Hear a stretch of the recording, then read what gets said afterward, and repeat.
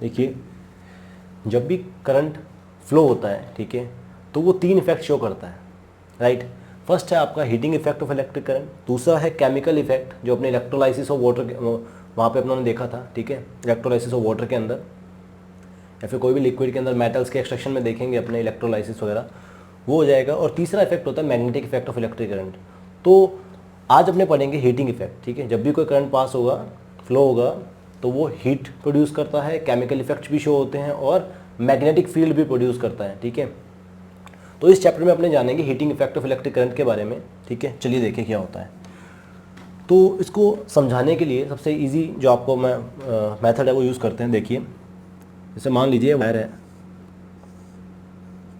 ठीक है, ये कनेक्टेड है आपकी बैटरी के साथ में, ठीक है। देखिए बैटरी का मतलब एक तरफ से अगर मैं माना जाए पोटेंशियल डिफरेंस, और पोटेंशियल मतलब एनर्जी, मतलब इलेक्ट्रॉन्स फ्लो हो रहे हैं, ठीक है, और वो उनके पास में एनर्जी है, राइट, एनर्जी। अब सपोज़ क्या होता है, देखिए आपने कभी देखा होगा आपके जितने भी एलिमेंट्स हैं, जितने भी आपने घरों में अपने फ़ैन देखे होंगे या कोई भी चीज़ है, या बल्ब का एग्जांपल ले लीजिए, बल्ब के अंदर एक फिलामेंट लगा होता है, ठीक है। बल्ब के अंदर एक फिलामेंट लगा होता है जिसे अपने कहते हैं टंगस्टन का है, ठीक है। अब क्या होता है, जैसे ही अपने इसको ऑन करते हैं तो यहाँ से करंट पास होता है, राइट। तो एग्जांपल कुछ ना कुछ एनर्जी है वहाँ पे, राइट।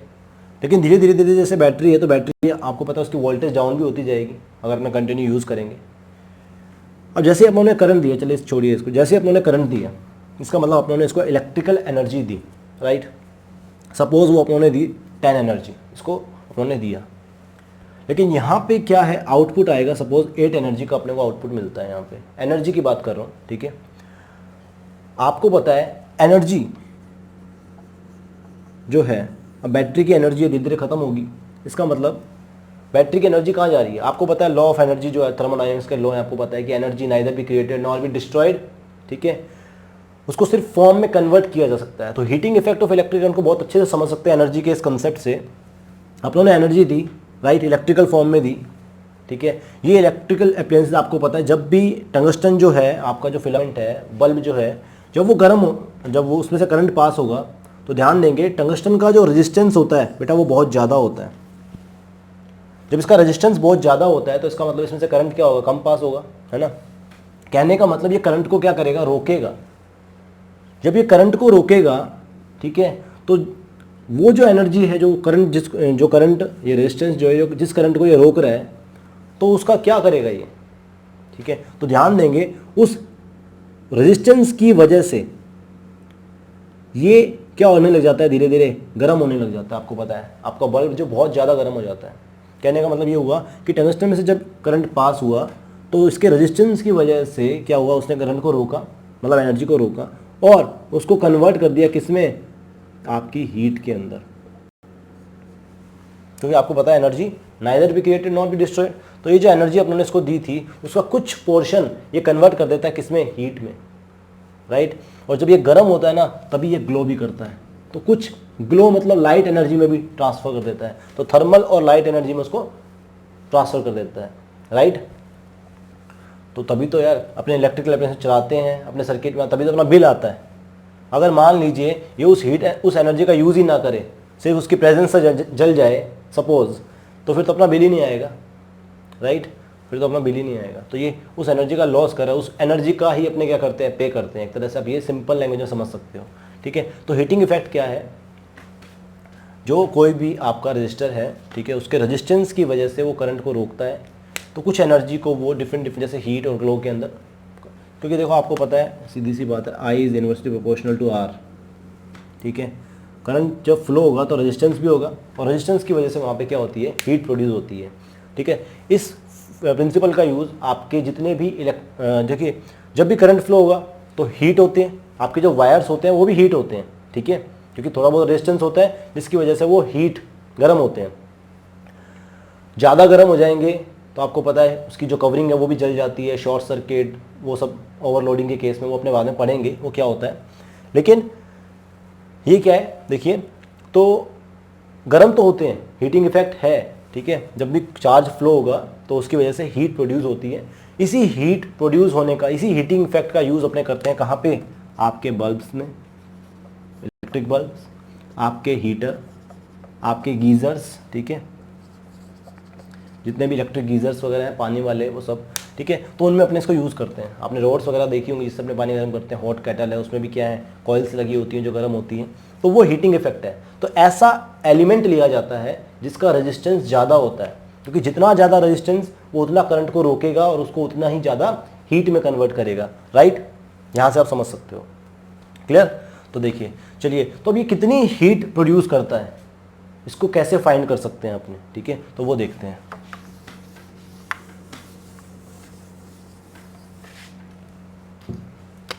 देखिए,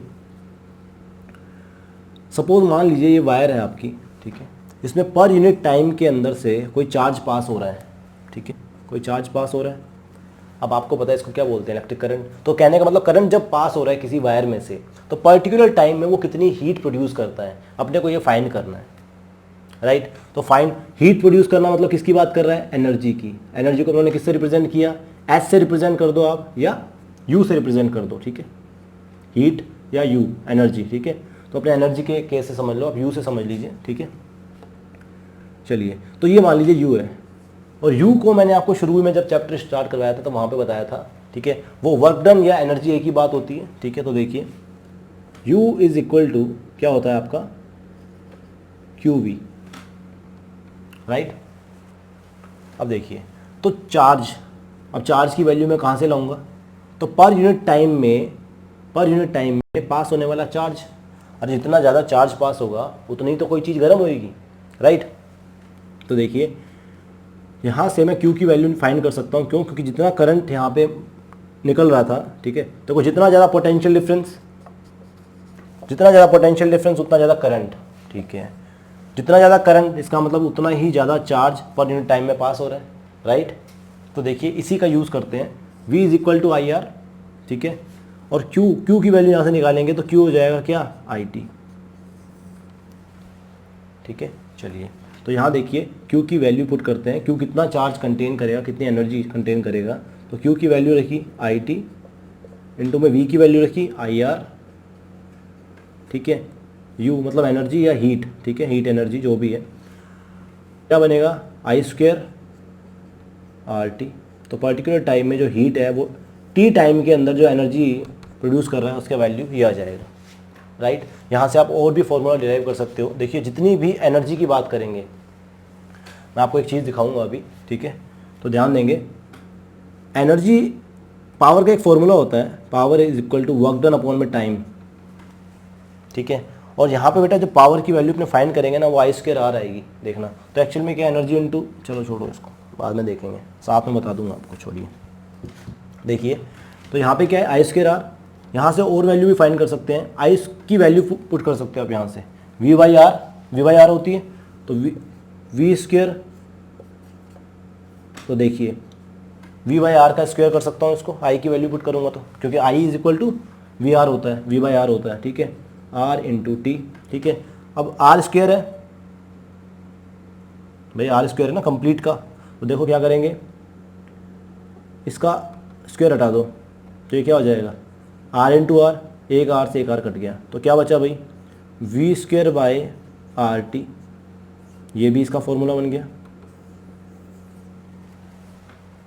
ठीक है। अब इसके अंदर और वैल्यू पुट कर सकते हो, ठीक है, तो V की वैल्यू पुट कर दो, क्या आती है, V is equal to IR, ठीक है, या R की वैल्यू पुट कर दो V/I, ठीक है, R की वैल्यू पुट कर दो, R is equal to V/I, ठीक है। तो यहाँ पे पुट करोगे तो क्या बनेगा, देखिए, U is equal to V² का V², R की वैल्यू होती है V/I, I ऊपर जाएगा, ठीक है, इंटू में T तो है ही, V से स्क्वायर गया, क्या बना, VIT। तो यहाँ पे क्या फॉर्मूला आ गया, VIT। तो इस तरह से 3 फॉर्मूले आप एनर्जी का एनर्जी को फाइंड करने के लिए यूज़ कर सकते हो, ठीक है, क्वेश्चंस के अंदर, क्लियर। बेटा एक फॉर्मूला और है आपकी NCERT में भी गिवन है, Q is equal to N into E, number of electron वगैरह फाइंड करने के लिए यहाँ से N, ठीक है, चार्ज दिया हो इलेक्ट्रॉन का, यहाँ पे चार्ज लिखेंगे, Q क्या होता है, नंबर ऑफ आपको दिए हुए particles, number of particles upon में इंटू में आपका इलेक्ट्रॉन का चार्ज, तो टोटल ओवरऑल जितना कूलम है आप उससे फाइंड कर सकते हो, ठीक है, ये अपने अप्लाई करके देख लेंगे, ये भी आप याद रखना, Q is equal to N भी होता है, ठीक है, टोटल फाइंड करने के लिए। अब देखिए, तो ये आपको समझ आ गया एनर्जी कैसे फाइंड करते हैं। अब देखो नेक्स्ट टॉपिक आपका है पावर।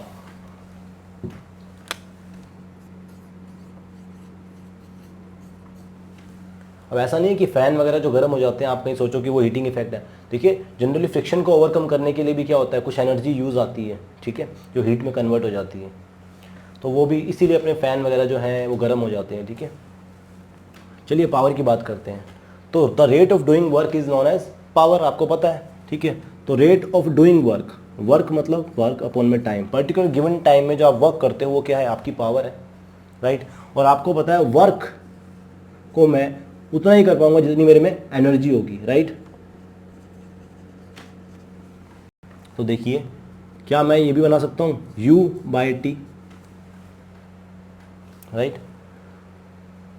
तो एक और बात, जो अपने पीछे फॉर्मूला बनाया था, that energy is equal to I²RT, right. अब ध्यान देंगे U जो है एनर्जी वो डायरेक्ट डिपेंड करती है किस पे, वो I² पे डिपेंड करती है। I² मतलब एनर्जी जो होगी वो करंट के स्क्वायर के बराबर होती है, जितना करंट होगा उसके स्क्वायर के। तो देखिए कहने का मतलब डायरेक्टली प्रोपोर्शनल है, जितना ज़्यादा करंट उतनी ज़्यादा एनर्जी, राइट, जितना ज़्यादा रेजिस्टेंस उतनी ही ज़्यादा एनर्जी, राइट। तो ये बात आप ध्यान रखेंगे, ये अप्लाई करना आपको आना चाहिए, कोई अगर क्वेश्चन घूम के आता है तो, ठीक है। देखिए पावर इज इक्वल टू होता है एनर्जी बाय टाइम, राइट। अब मैं अगर टाइम को यहाँ लेके जाता हूँ, या फिर चलिए इसमें वैल्यू पुट करके देखते हैं, तो U इज इक्वल टू होता है I²RT,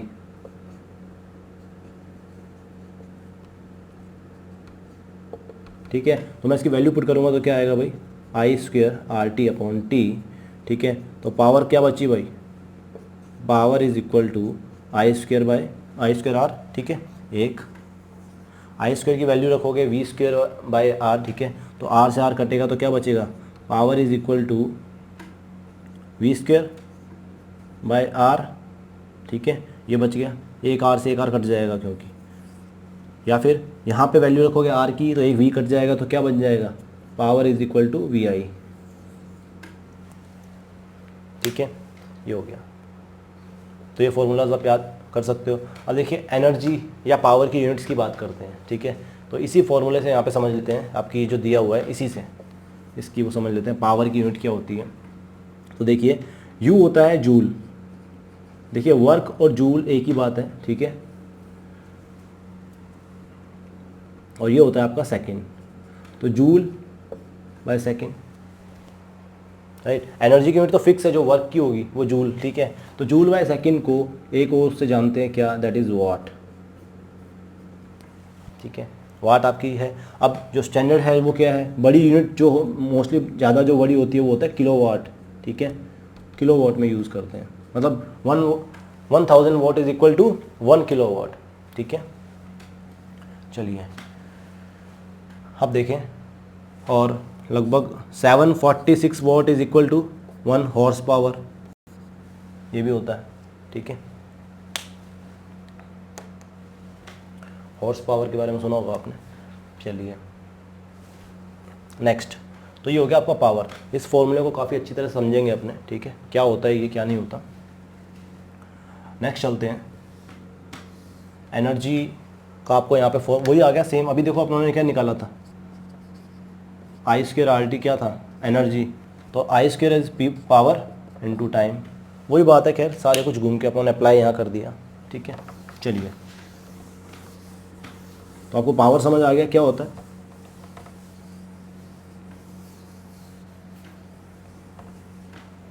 अब देखें एक सिंपल सी चीज़ कि power is equal to VI।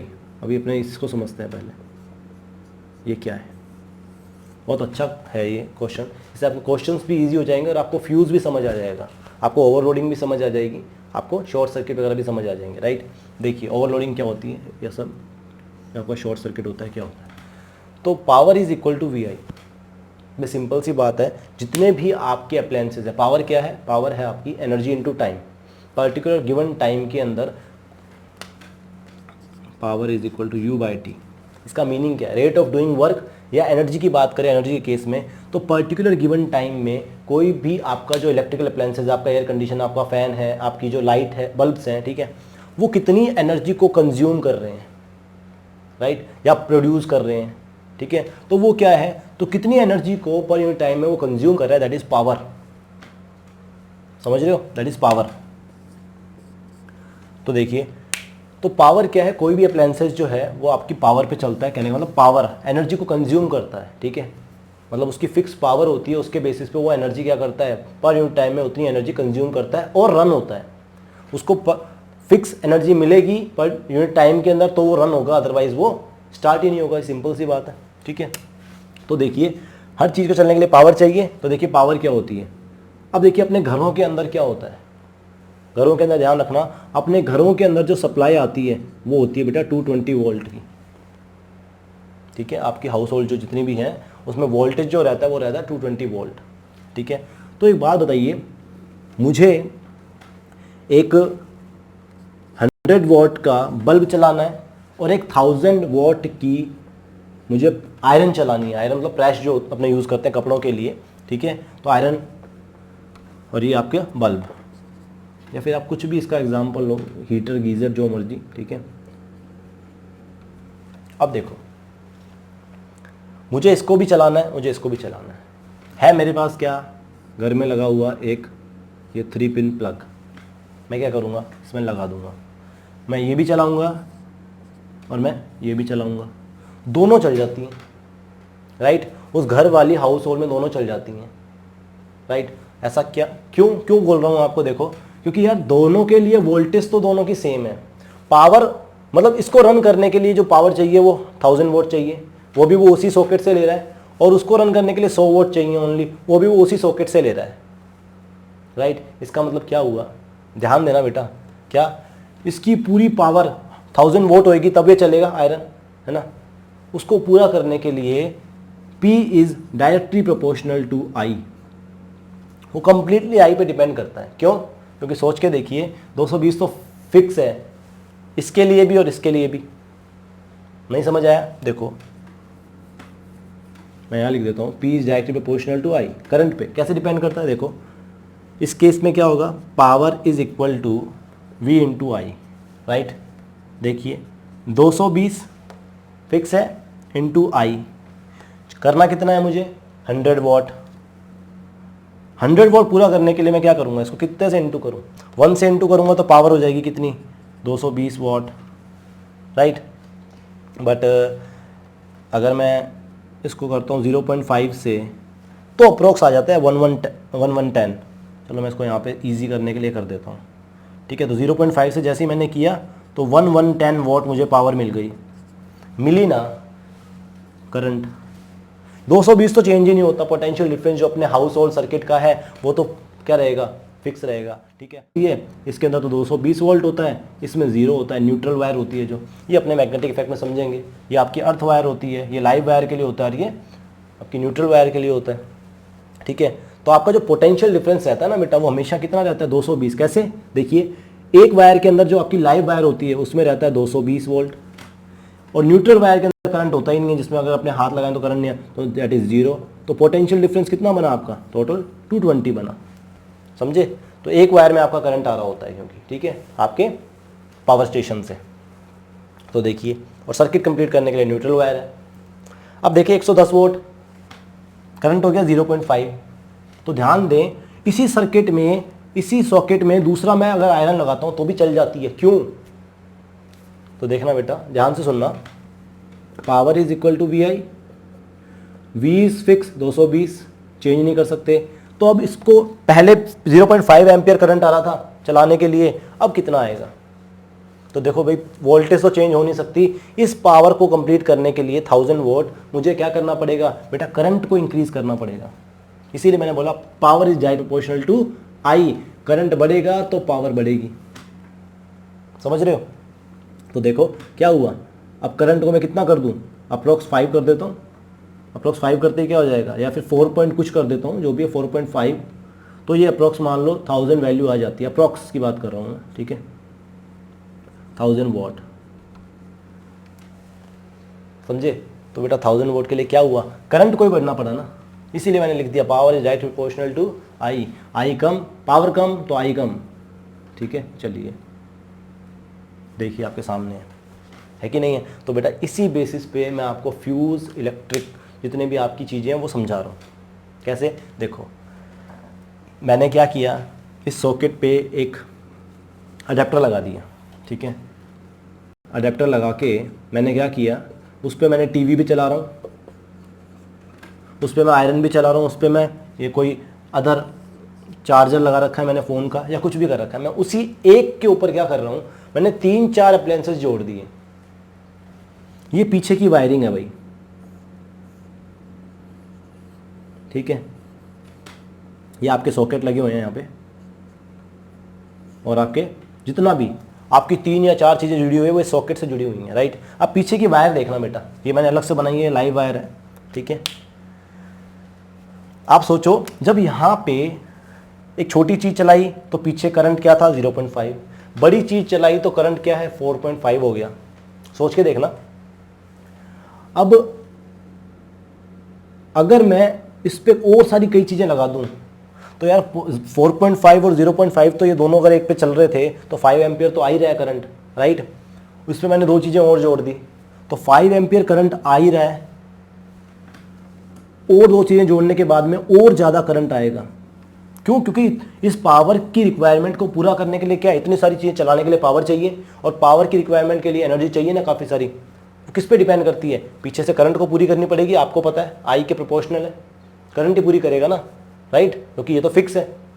तो करंट पीछे से बहुत ज़्यादा बढ़ जाता है, आई लार्जर या मोर, ठीक है, इंक्रीज हो जाता है। आई इंक्रीज हो गया तो अब आई भाव बताओ, आई इंक्रीज, आपको पता है heat is equal to I square R T. Heat is directly proportional to, या energy is directly proportional to current के अमाउंट के स्क्वायर की होती है, राइट। अब जैसे ही करंट का अमाउंट इंक्रीज होगा तो क्या होगा आप बताइए, उसकी हीट, जो वायर के अंदर जो हीट होगी वो भी बहुत ज़्यादा बढ़ जाएगी, ठीक है। और जैसे ही वो बढ़ती है तो उसके ऊपर का जो आपकी जो वायर के ऊपर जो कवरिंग थी, प्रोटेक्टिव कवरिंग थी, वो भी जल जाती है, समझे। जल जाती है तो आग लग जाती है, दैट इज ओवरलोडिंग वगैरह, ये होती है ओवरलोडिंग, राइट। और अब ध्यान देंगे, जब लाइव वायर और आपकी न्यूट्रल वायर, अब जब मान लीजिए, जैसे मान लीजिए एक वायर थी आपकी लाइव, ध्यान से समझिएगा, ये आपको समझ आ गया, चलिए। तो ये तो है ओवरलोडिंग, ठीक है। ओवरलोडिंग की वजह से क्या हो जाता है, आग लग सकती है, राइट, क्योंकि उनकी प्रोटेक्टिव, अब आग लग जाएगी, मान लीजिए उस रबड़ में आग लग गई या कुछ भी है तो आसपास की चीज़ों को जला देगा। अब क्या होता है कई बार, जैसे मान लीजिए लाइव वायर है, ठीक है, और ये आपकी न्यूट्रल वायर है ब्लैक वाली, ठीक है। जनरली लाइव वायर ग्रीन होती है, या जो भी आपके अलग अलग, देखिए। तो अब मान लीजिए इनके प्रोटेक्टिव कवरिंग थी, अब प्रोटेक्टिव कवरिंग जल गई, और मान लीजिए न्यूट्रल वायर की भी जल गई। अब क्या होगा, ये आपकी लाइव वायर और न्यूट्रल वायर क्या हो जाएंगी भाई, भिड़ जाएंगी, आपस में भिड़ गई। तो बेटा जो सर्किट था, पहले जो सर्किट था वो इस तरह से पूरा होके आ रहा था, जैसे मान लीजिए उसको समझाने के लिए पूरा जा रहा था, लेकिन अभी क्या हुआ, अभी लाइव वायर और शॉर्ट जो आपकी न्यूट्रल वायर थी वो आपके अप्लायंसेस से पहले ही जुड़ गई, पहले जुड़ गई ना, तो आपका सर्किट क्या हो गया, शॉर्ट हो गया, ठीक है।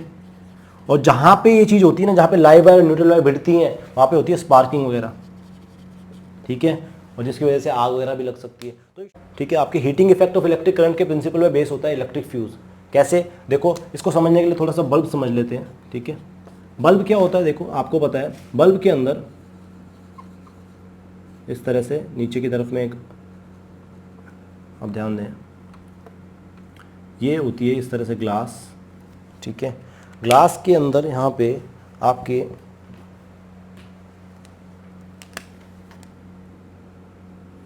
इस तरह से, मैं ब्लू कलर से बनाता हूँ ताकि आपको समझ आ जाए।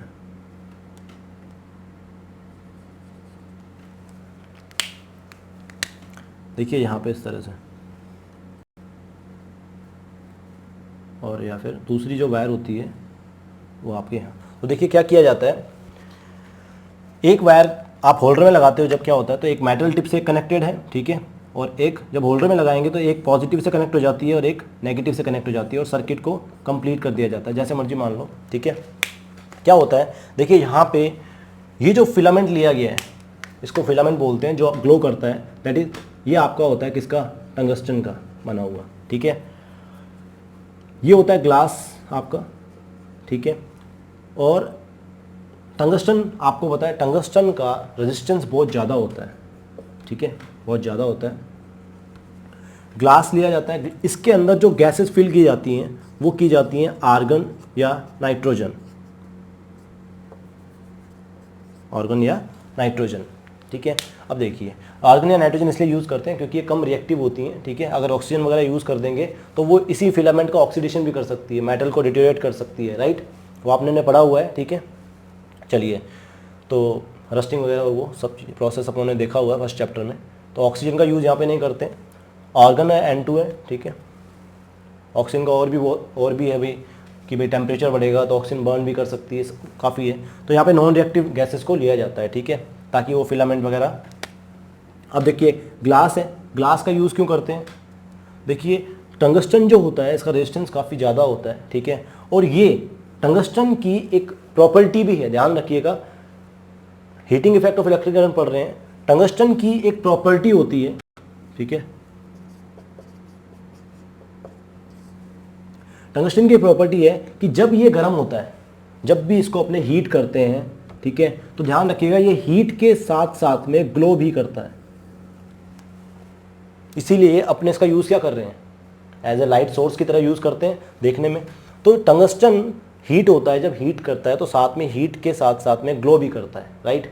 और ग्लो करने के लिए, कहने का मतलब वाइट लाइट को एमिट करने के लिए इसे तकरीबन काफ़ी ज़्यादा डिग्री सेल्सियस टेम्परेचर चाहिए, अराउंड 3000 डिग्री सेल्सियस टेम्परेचर पे इसको ग्लो, इसका टेम्परेचर होना चाहिए ग्लो करने के लिए, राइट। तो इतने टेम्परेचर को अचीव करने के लिए, ठीक है, क्या होता है देखें, ये जो ग्लास है एक तो ये शॉर्ट वॉल्यूम प्रोवाइड कर रहा है अपने को। ठीक है, जितना ज़्यादा स्मॉल वॉल्यूम होगा तो उतनी हीट अचीव करने में हेल्प मिलेगी, इतना टेम्परेचर अचीव करने में हेल्प मिलेगा, राइट। और दूसरी चीज़, ये जो ग्लास है ये फर्दर जो ऑक्सीजन वगैरह है इसको रिएक्ट करने से भी रोकती है, ताकि ये आपके जो टंगस्टन वगैरह है ये डिटेरियोरेट ना हो जाए, राइट। ऑक्सीडेशन की प्रोसेस को भी रोकती है, स्मॉल वॉल्यूम प्रोवाइड कर रही है और प्रिवेंट कर रही है, प्रिवेंट फ्रॉम ऑक्सीडेशन, राइट। यहाँ पे गैसेस आपको पता है क्यों फिल करते हैं, आर्गन और नाइट्रोजन वगैरह, ठीक है, उसकी प्रेजेंस में पैक किया जाता है, इसको बंद किया जाता है। अब देखें तो अब बताइए, जब 3000 डिग्री सेल्सियस टेम्परेचर पे इसको ग्लो करवाना है वाइट लाइट के लिए, ठीक है, तो काफ़ी ज़्यादा टेम्परेचर हो गया ये। अब देखो इस फिलामेंट का, नॉट बल्ब, राइट। अब देखिए टंगस्टन जो है 3000 डिग्री सेल्सियस पे जब हीट करेंगे तो ग्लो हो रहा है। अब इतना ज़्यादा डिग्री टेम्परेचर है तो यार मैं अगर टंगस्टन की जगह कोई और लेता जो ग्लो करता है तो क्या चल जाता मतलब बल्ब के अंदर? नहीं चलता। क्यों? क्योंकि देखिए टंगस्टन को 3000 डिग्री सेल्सियस पे बर्न होना है तो यार एक मेल्टिंग पॉइंट नाम की भी चीज़ होती है। तो टंगस्टन का मेल्टिंग पॉइंट क्या होता है भाई? बहुत ज़्यादा होता है, मतलब इससे भी ज़्यादा होता है, 3400 डिग्री सेल्सियस के अप्रॉक्स होता है। इसीलिए क्या होता है, ये मेल्ट नहीं हो जाता, अदरवाइज तो ये मेल्ट हो जाता और टूट जाता, राइट। तो इसलिए ऐसा है, ठीक है। तो ये आपका heating effect of electric current पे आपका इलेक्ट्रिक बल्ब जो है वो काम करता है। अब ध्यान दें, टंगस्टन यूज़ किया तो टंगस्टन एक ऐसा एलिमेंट है जो हीट के साथ में ग्लो करता है, राइट। तो कुछ एनर्जी का यूज़ वो ग्लो में कर रहा है, लाइट एनर्जी में कन्वर्ट करता है। लेकिन अब एक बात बताइए, अगर मुझे सिर्फ हीटर यूज़ करना हो, as a heater only heat, तो मैं क्या टंगस्टन का यूज़ करूँगा?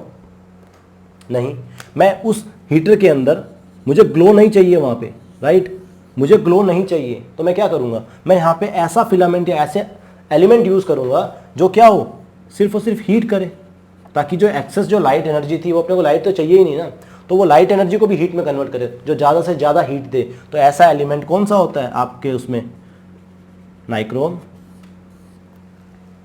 समझे? आपके इलेक्ट्रिक हीटर की बात करी जाए तो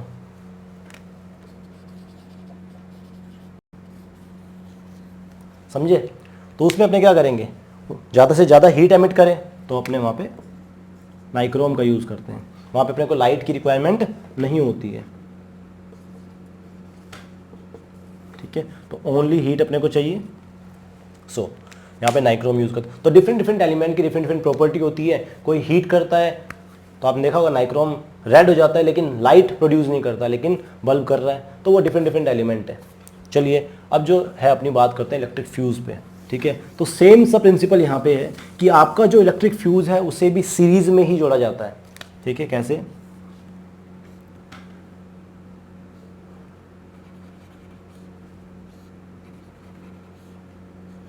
जैसे आपके मान लीजिए दो इलेक्ट्रिकल पेन से जोड़े हुए हैं, यहाँ पे आपकी बैटरी कनेक्टेड कर दी जाए। ठीक है, या फिर आपका कोई भी एसी सोर्स है। ठीक है, एसी सोर्स को आप ऐसे भी दिखा सकते हो, ये आपका एसी सोर्स है। ठीक है, ये अपने बात कर लेंगे बाद में नेक्स्ट चैप्टर के अंदर मैग्नेटिक इफेक्ट में। तो रजिस्टर लगा हुआ है कोई भी, तो ये कि यहाँ पे आपका फ्यूज़ जोड़ा जाता है। राइट, तो देखो कहने का मतलब अगर मान लो मैं आपको सिंपल लैंग्वेज में समझाऊँ, दिस इज़ सॉकेट, आपका सॉकेट है ये। मैंने इस पर काफ़ी सारी चीज़ें चलाना चालू कर दिया, टीवी वगैरह वगैरह, तो आपको पता है पीछे से अमाउंट ऑफ करंट क्या हो जाएगा, डिमांड ऑफ करंट बढ़ जाएगी। जैसे ही डिमांड बढ़ेगी तो सपोज आपने यहाँ पे 5 एम्पियर का क्या लगा रखा है, सेफ्टी डिवाइस लगा रखा है। राइट, अब यहाँ की वायर कॉपर वायर से मान लीजिए, लेकिन यहाँ की वायर क्या होगी भाई, डिफरेंट होगी। वहां पे टंगस्टन यूज किया था, हाई मेल्टिंग पॉइंट था, जल्दी से टूटे ना। राइट, लेकिन यहाँ पे कौन सी वायर यूज करेंगे, लो मेल्टिंग पॉइंट वाली। मैं यहाँ पे टंगस्टन लगा के छोड़ दूँ और आराम से कुछ भी चलाऊँ तो पीछे से टंगस्टन तो टूटने वाला है नहीं। राइट, तो यहाँ पे लो मेल्टिंग पॉइंट वाली मैं वायर का यूज़ करता हूँ, जो कि जनरली की जाती है टिन की या टिन के अलॉयज़ का। ठीक है, टिन या टिन के अलॉयज़, मोस्टली टिन है। क्यों? क्योंकि इसका लो मेल्टिंग पॉइंट होता है। राइट, जिसकी वजह से क्या होगा, जैसे ही मान लीजिए 5 एम्पियर करंट के अकॉर्डिंग आपने इस फ्यूज़ को लगाया है, तो इससे जैसे ही एक्सीड करेगा ये, तो आपको पता करंट इससे पास होगा। जितना ज़्यादा करंट पास होगा तो उतनी ज़्यादा हीट प्रोड्यूस होगी। हीट प्रोड्यूस होते ही ये गर्म होगा, गर्म होती है ब्रेक हो जाएगा। क्यों? क्योंकि मेल्टिंग पॉइंट क्या है, कम है। राइट, लो मेल्टिंग पॉइंट की वजह से ब्रेक हो जाएगा। ब्रेक होते ही सर्किट ब्रेक हो गया, सर्किट ब्रेक होते ही अपने जो अप्लायंसेस थे, जितने भी टीवी फ्रिज वगैरह, वो सब बच गए। राइट, नहीं तो उनका भी कल्याण हो जाता। तो देखिए क्या हुआ, ये किसके ऊपर बेस्ड है, आपकी heating effect of electric current के ऊपर ही बेस्ड है इलेक्ट्रिक फ्यूज भी, है कि नहीं है। चलिए, बल्ब हो गया, हीटर हो, आपका गीज़र, हीटर, जितनी भी चीज़ें वो सब क्या है, electric fuse, heating effect of electric current के ऊपर बेस्ड है। ठीक है, तो देखिए एसी सोर्स मतलब आपके घरों में जो सप्लाई आ रही है वो है, कहीं आप कुछ और डिफरेंट समझ लें, 220 वोल्ट की जो सप्लाई आती है। ठीक है, तो ध्यान देंगे इलेक्ट्रिक फ्यूज हीटिंग इफेक्टों पे टिन का यूज़ करते हैं बिकॉज लो मेल्टिंग पॉइंट है। अब देखिए, जैसे मान लीजिए आपके घर में रिक्वायरमेंट है 6 एम्पियर की। ठीक है, तो आपका जो फ्यूज होगा उसकी रेटिंग भी 6 एम्पियर ही होगी। राइट, अगर मान लीजिए आपने इसमें 4 एम्पियर का फ्यूज लगा दिया और आपकी रिक्वायरमेंट कितनी है, 6 एम्पियर करंट की रिक्वायरमेंट है, तो आप सोचिए ये चल पाएगा? नहीं, ये आपके अप्लायंसेस आप ऑन करोगे, ऑन करते ही ये टूट जाएगा। तो जितनी अपने को रिक्वायरमेंट होती है उसी के अकॉर्डिंग इसकी थिकनेस को देखा जाता है, क्योंकि आपको पता है जितनी ज़्यादा थिकनेस होगी उतना ही ज़्यादा अपने मतलब मोटी उसको देखा जाता है, कितना मोटा अपने को लेना है, कितना लंबा लेना है। ठीक है, ताकि आपका जो उसका रेजिस्टेंस है उसके अकॉर्डिंग जल्दी मेल्ट हो जाए, ज़्यादा नहीं। ओके,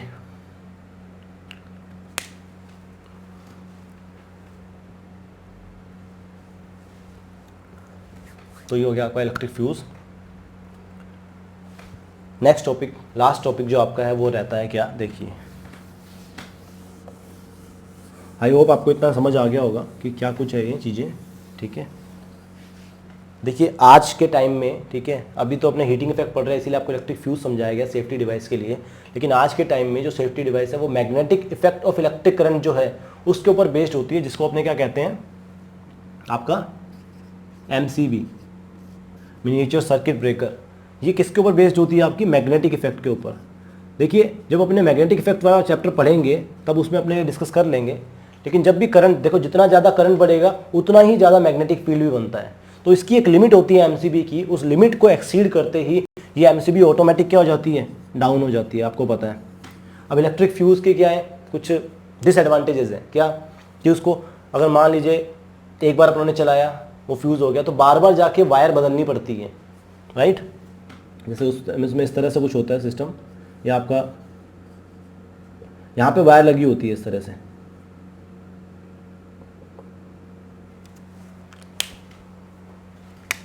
इस तरह से वायर लगी होती हैं। अब ये वायर क्या है, टूट जाती हैं, टूट जाती है तो इनको जाके क्या है, चेंज करना पड़ता है, राइट, या नया फ्यूज़ लगाना पड़ता है। तो लेकिन मैग्नेटिक इफेक्ट में क्या है, आपकी एमसीबी डाउन हो गई, आप उसे वापस जैसे ही अप करोगे तो आपका सर्किट दोबारा से रन करना चालू हो जाता है, राइट। तो ये इसके एडवांटेजेस हैं, ठीक है। लेकिन फ्यूज़ के क्या है, डिसएडवांटेजेस होते हैं, क्योंकि बार बार वायर को चेंज करना, उसकी थिकनेस वगैरह अपने को मेंटेन रखनी पड़ती है, क्या करनी है, ठीक है। तो ये मैग्नेटिक इफेक्ट के ऊपर बेस्ड है ये डिवाइस, इसका आजकल जनरली यूज़ किया जाता है। ये सब किस में लगती हैं, सीरीज़ में लगती हैं, राइट। क्योंकि पैरेलल में लगाओगे तो आप सिंपल सी बात है, मैंने मान लीजिए ये फ्यूज़ यहाँ लगा दिया और यहाँ पे मेरा टीवी चल रहा है, मैंने या इस सॉकेट के अंदर मुझे पावर चाहिए, करंट तो यहाँ से आ जाएगा, इसको तो कोई फ़र्क नहीं पड़ेगा, राइट। तो सीरीज़ में लगाया जाता है ताकि सेफ रहे, क्योंकि सेम करंट आना चाहिए, ठीक है। तो देखिए heating effect of electric current की कुछ डिसएडवांटेजेस भी हैं, कि जैसे मशीन वगैरह वाले पार्ट्स हैं या आपके टीवी वगैरह वाले पार्ट्स हैं, तो ये उनको जो हीट, जब एक्सेस हीट हो जाती है तो ये उनको डैमेज भी करता है, ठीक है, जितने भी अप्लायंसेस वगैरह होते हैं, ठीक है। चलिए अब लास्ट जो टॉपिक है वो है आपका इलेक्ट्रिकल, जो आपकी एनर्जी है उसके बारे में, ठीक है। As we know power is equal to U by T, right. तो क्या है पावर, कितनी एनर्जी कंज्यूम की गई, राइट। अगर मैं इस एनर्जी कंज्यूम का पता कर लूँ तो क्या मैं ये नहीं पता कर सकता कि मैंने कितना, मतलब मैंने यूज़ कर लिया है उसका। आपके घरों में बिल आते हैं ना, तो वो इसी के ऊपर बेस्ड है। तो यहाँ से मुझे पता है U is equal to power into time. मैं जितने भी अप्लायंसेज है मेरी, उनकी पावर का पता कर लूँ। देखो जितनी भी आपके अप्लायंसेज होते हैं उनके ऊपर उनकी रेटिंग्स लिखी होती हैं, ठीक है। रेटिंग्स मतलब आपका बल्ब उठाओगे या आपका एयर कंडीशन उठाओगे, कुछ भी उठाओगे, तो 220 वोल्ट, ठीक है, कितने पे चलता है, या 10 वोट का बल्ब है, ठीक है, तो 220 वोल्ट 10 वोट उसकी रेटिंग होगी कि वो 10 वोट के ऊपर वर्क करता है, 220 वोल्ट उसको चाहिए पोटेंशियल डिफरेंस। तो इस तरह से उसके ऊपर रेटिंग लिखी होती है। अब आ जाइए यहाँ पे, तो energy is equal to power into time. तो मेरे पास जितनी भी पावर है मेरी, ठीक है, कितने टाइम तक चली, तो मैं उस एनर्जी का पता कर सकता हूँ इस फॉर्मूला से, राइट। अब देखिए पावर किस में लेते हैं, तो देखिए ध्यान दीजिएगा, हाउस होल्ड जितने भी अप्लायंसेज हैं, ठीक है, उसमें जो एनर्जी अपने पता करते हैं, हाउस होल्ड तो जितनी आपकी घरों में सप्लाई आ रही है, तो पावर को मेजर किया जाता है। देखिए ऐसा यूनिट तो वाट है, ठीक है, ऐसा यूनिट तो वाट है, बट पावर को यहाँ पे लिया जाता है किलोवाट के अंदर, ठीक है। टाइम की स्टैंडर्ड यूनिट क्या है, सेकंड, बट यहाँ पे अगर जब हाउस होल्ड की बात करेंगे, ठीक है, तो वहाँ पे बात करेंगे किसमें, घंटे की, राइट। और ये किलोवाट आर क्या होता है, दैट इज यूनिट, जिसको अपने यूनिट कह देते हैं। 1 kilowatt hour is equal to 1 unit. 1 kilowatt hour कहने का मतलब 1000 वॉट। ध्यान देंगे इसका मतलब क्या है, इस चीज का मतलब क्या है 1 किलोवाट, कि 1000 वॉट की कोई चीज अगर 1 घंटे चलती है, 1 घंटा मतलब 3600 सेकेंड्स, राइट, 16 to 60 सेकेंड्स। तो अगर कोई चीज इतना चलती है तो वो 1 यूनिट कंज्यूम करती है। आपके मीटर का एक जो होगा वो आगे इंक्रीज हो जाएगा उसमें, जैसे मान लीजिए 1 है तो 1 से 2 यूनिट हो जाएंगी अगर 1000 वोट की कोई चीज़ 1 घंटे चलती है। समझ गए? तो आप यहाँ से एनर्जी को इजीली निकाल सकते हो, ठीक है। Energy is equal to power ले लेंगे किसमें, 1000 वोट इंटू में 3600, तो यहाँ पे कितनी आ गई, तो देखिए 36 1 2 3 4 5, राइट। इसको मैं क्या लिख सकता हूँ, जूल, ठीक है, 3.6 इंटू 10⁻⁶ जूल, ठीक है। तो ये है आपकी इतनी एनर्जी होती है अगर कोई 1000 वोट की चीज़ चलती है, ठीक है, तो इतनी एनर्जी वो कंज्यूम करता है। समझ आया? तो यहाँ से आप बहुत इजीली बिल भी निकाल सकते हो, ठीक है। तो बिल निकालना सीखते हैं। तो क्लियर हुआ ठीक है। तो ये क्या है, ये 1 किलोवाट आवर एनर्जी है आपकी, ठीक है। कि कोई अगर 1000 वोट की चीज़ आपकी अगर 1 घंटे चलती है, 1 आवर चलती है, 1000 वोट की चीज़ 1 आवर चलती है, तो वो इतनी एनर्जी क्या है, कंज्यूम करती है, राइट। इसका मतलब कि 1 किलोवाट आवर जो है आपका, अगर मैं किलोवाट की बात करूँ, 1 किलोवाट 1 आवर, तो उसकी एनर्जी कितनी हो जाएगी, इतनी, राइट। और आपकी जितनी भी इलेक्ट्रिकल जितनी भी एनर्जी है उसे किलोवाट आवर में ही अपने मेज़र करते हैं, और 1 किलोवाट इज इक्वल टू क्या होता है, 1 यूनिट होता है, ठीक है। ये आपको पता है। चलिए अब, और 1 यूनिट की आपकी जो वैल्यू है, आपकी जो मनी है, ठीक है, आपका जो फीस है, कुछ भी कहें, वो होती है फिक्स, ठीक है। इसका जो कॉस्ट रहेगा 1 यूनिट का, वो आपका जो बोर्ड है, आपका जितना भी जो भी आपका इलेक्ट्रिकल बोर्ड है वो फिक्स करता है, ठीक है। जैसे मान लीजिए कोई यूनिट हाउस होल्ड की है तो 8 रुपीज़ है या 9 रुपीज़ पर यूनिट है, तो उससे अपने बहुत इजीली मेज़र कर सकते हैं, राइट। देखते हैं कैसे। देखिए बहुत सिंपल सा है, अप्लाई करना सिखा देता हूँ, बाकी सब आपका हो गया है लगभग। तो आपका चैप्टर कंप्लीट है। देखिए जैसे 100 वोट के 2 बल्ब चलते हैं daily, right. 2 bulbs of 100 vote कितने घंटे चलते हैं, ये 2 आवर्स चलते हैं, ठीक है। 1000 वोट का एक एयर कंडीशन है जो कि डेली 8 आवर्स चलता है, कितना है वेराइट 1, इसके कितने 2 बल्ब्स हैं, राइट। एसी, एक एसी चलता है 8 घंटे डेली, 2 बल्ब चलते हैं 2 घंटे डेली, या फिर चलिए इसको 10 कर देते हैं, 10 आवर्स डेली, ठीक है। तो 10 घंटे चलते हैं 2 बल्ब, इसका मतलब चलिए अब इसका बिल निकालना है, सिंपल सा, एक बार इसी से कर लेते हैं, ठीक है। तो मैं क्या करूँगा, ये वाट के अंदर है, राइट, मुझे किलोवाट आवर चाहिए, तो आपको पता है वॉट से किलोवाट में कन्वर्ट करूँगा इसको सीधा, ताकि ईजी रहे। तो 2 बल्ब हैं तो 2 इंटू कितना है 100 वोट, तो 100 वोट को मैंने किलोवाट आवर में कन्वर्ट किया, तो 1000 से मल्टीप्लाई किया, क्या आ गया 0.1 या 0.10 मान लूँ, तो 0.10 किलोवाट, राइट। अब अगर ये 1 घंटे चलेगा तो कितना है 0.10 यूनिट कंज्यूम करेगा, ठीक है। तो 0.10 यूनिट कंज्यूम करता है 1 घंटे के लिए, 2 हैं तो कितना हो जाएगा 2 इंटू 0.10, और कितने घंटे चलते हैं, 1 घंटे का निकाला मैंने 0.10, तो 0.10 दूसरा भी करेगा, ठीक है। कितने घंटे चलते हैं डेली 10 घंटे, तो इंटू कर दो 10 से, राइट। तो 1 इंटू 2 कितना आ जाएगा, अप्रोक्स जितना भी आ जाएगा, जितनी भी यूनिट्स आ जाएंगी, सपोज ये 2 यूनिट आ गई, राइट। तो ये 1 दिन में आ गई 2 यूनिट, ऐसा इसका निकालेंगे तो 1 किलोवाट 1000 लिखा हुआ है, 1 घंटे में 1 यूनिट खींचेगा, 8 में कितने हो गए 8 यूनिट्स हो गई, राइट। 2 यूनिट इसने खींच ली, कितनी पर डे, तो पर डे आपकी 10 यूनिट हो गई, राइट। और बिल आता है वही महीने का, इंटू क्या कर दोगे 300 यूनिट्स हो गई। 1 यूनिट का जो आपका फीस है, आपका जो कॉस्ट है वो आपको गिवन होगा, तो सपोज 8 रुपीज़ है, तो 300 यूनिट्स इंटू 1 महीने की हो गई, इंटू 8 रुपीज़ किया तो क्या हो गया आपका 2400 रुपीज़ बिल आ गया।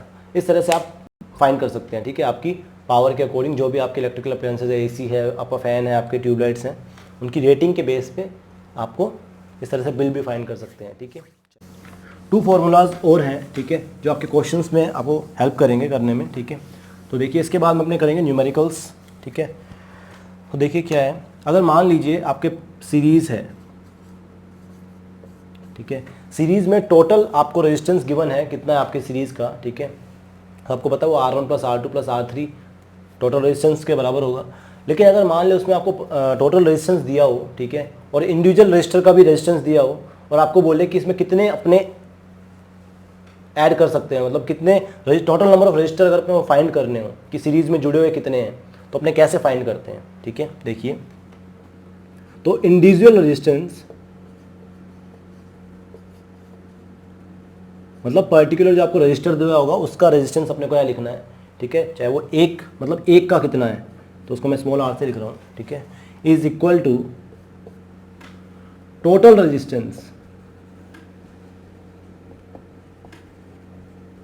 अपॉन में number of resistor n, number of resistor, तो मैं यहाँ से नंबर ऑफ रजिस्टर्स को इधर लेके जाऊँगा और इंडिविजुअल रजिस्टेंस को इधर ले आऊँगा, तो मेरे पास टोटल नंबर ऑफ रजिस्टर आ जाएंगे, राइट। तो आप इसको ऐसे लिख सकते हो भाई, सीधी सी बात है, number of register is equal to total resistance R upon में स्मॉल आर, आपका इंडिविजुअल रेजिस्टेंस, राइट। और अगर मान लीजिए पैरेलल के केस में करना हो आपको, टोटल रेजिस्टेंस सर्किट का रेजिस्टेंस, ठीक है ना, टोटल सर्किट का रेजिस्टेंस, पैरेलल के केस में करना हो तो सीधा लिख दीजिए n is equal to number of register is equal to क्या, इंडिविजुअल रेजिस्टेंस अपॉन में टोटल रेजिस्टेंस,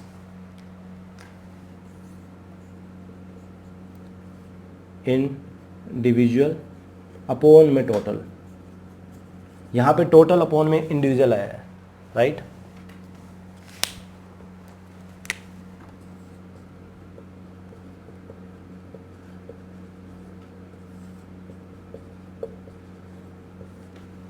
ठीक है, तो इस तरह से आप कर सकते हैं, ये क्वेश्चंस हो गए, ठीक है। तो सीरीज़ का टोटल नंबर ऑफ रजिस्टर अगर फाइंड करने हो तो अपने इस तरह से निकाल सकते हैं, ठीक है। तो यहाँ पे n क्या है अपना, टोटल नंबर ऑफ रजिस्टर्स अपने को फाइंड करने हो, ठीक है। और एक फॉर्मूला आपको बता ही चुका हूँ, ठीक है, Q is equal to N E, वो भी आप ध्यान रखेंगे, ठीक है, Q is equal to N E. यहाँ पे चार्ज आ जाएगा इलेक्ट्रॉन का माइनस का 1.6 इंटू 10⁻⁹ नंबर फाइंड करने के लिए पार्टिकल्स के कितने हैं, ठीक है, यहाँ पे चार्ज आ जाएगा उन पार्टिकल्स का, ठीक है। चलिए, तो ये आपकी थ्योरी जो है इस चैप्टर की वो ख़त्म हो गई है। अब अपने नेक्स्ट वीडियो लेक्चर में डिस्कस करेंगे क्वेश्चंस के बारे में।